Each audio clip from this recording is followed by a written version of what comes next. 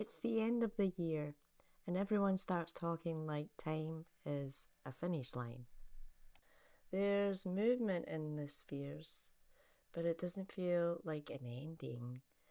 Not to me. It feels like a doorway. Hogmanay, the Scottish name for the last day of the year, and it's not a small thing here, not in Scotland. For a long time, Christmas wasn't the main celebration the way it is now. So Hogmanay became the gathering, the turning, the real midwinter threshold. And Hogmanay is built around the idea of crossing.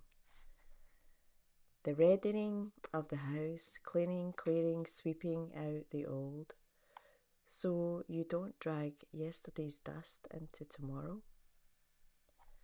First footing, the knock at the door after midnight, the first step over the threshold, the sense that who enters and what they carry shapes the tone of the year.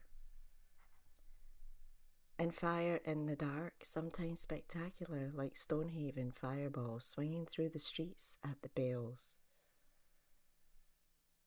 It's the land reminding us how you cross matters. Like the land is holding its breath for a moment and then exhaling us into something new.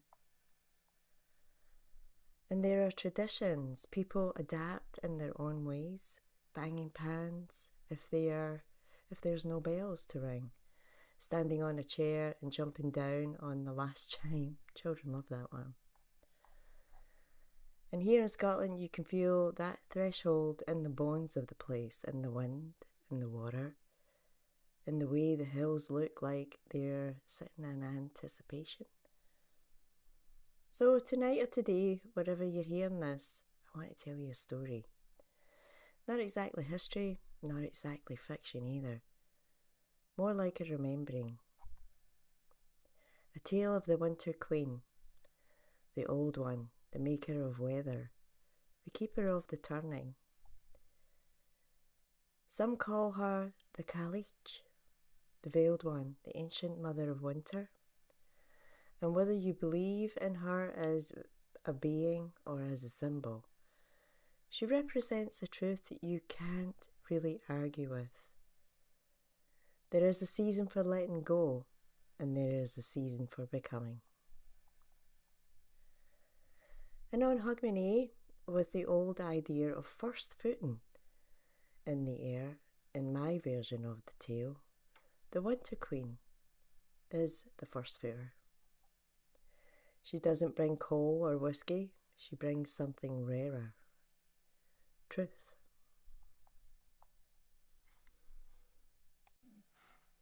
The Winter Queen doesn't ask permission to arrive.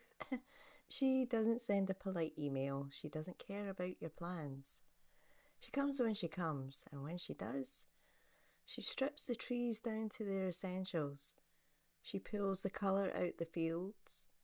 She empties the landscape just enough that you can see what was always there.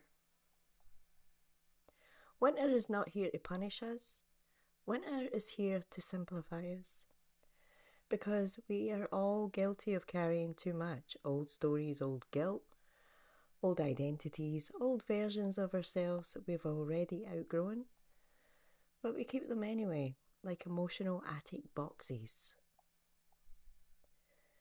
And the Winter Queen, she is the part of nature that says, no, not this year, not in the next one. She doesn't hate you. She's not cruel. She's cleansing. She's the great editor. In old tales, she's sometimes described as huge, stone-faced, wrapped in weather, a staff in her hand, not as a weapon, as a symbol of authority, because she governs the season when the world goes inward. And that is real power. The world is obsessed with bloom, with performance, with provoking, with look at me. But Winter says, be yourself. Winter teaches sovereignty, not the loud kind, not the performative kind, the quiet kind, the kind that doesn't need applause to be true. So if you felt slower this year, more introverted, more selective, if you felt like you don't want to be in certain conversations anymore, or you're simply not available for chaos, you're not broken. You might be in season. You might be listening to the Queen. In my version of the tale, the Winter Queen stands at the threshold of the new year, not with judgment, with questions. And she asks, "What are you carrying? That was never yours. What are you repeating that you have already learned? What are you still apologizing for that was never a crime? What truth did you swallow this year just to keep the peace?" And she doesn't demand answers with words. She waits with the patience of a stone because she knows you already know. And the price of avoiding what you know is that you keep living in a year that's already finished. So she offers you a trade. You give her the old story, the old fear, the old shame, and she gives you something else. Not happiness, not creativity. She gives you clarity, the kind that feels like clean, cold air. And this is where the ending becomes a beginning. Because the Winter Queen isn't only about release, she's also about preparing the ground. The seed doesn't bloom in the dark, but it does begin in the dark. So if you're standing at the end of the year thinking, "I don't know what's next," maybe that's perfect. Maybe the not knowing is sacred. Maybe you're not meant to force a timeline right now. Maybe you're meant to listen, to rest, to recalibrate, to become quiet enough to hear what your life is trying to tell you. And here's the twist. What you're stepping into might be wonderful, not because everything becomes easy, but because you become more you. More honest, more clear, more willing to abandon yourself. That's the real beginning, not a fireworks beginning, a sovereignty beginning, a no longer available for what diminishes me beginning.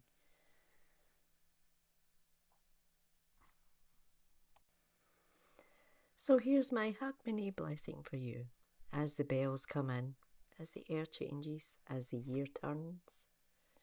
May your home be warm, may your threshold be clear, may what enters your mind be kind, may what you carry forward be only what's real. And if the Winter Queen is your first footer this year, may she bring you clarity so bright it feels like fire in the dark.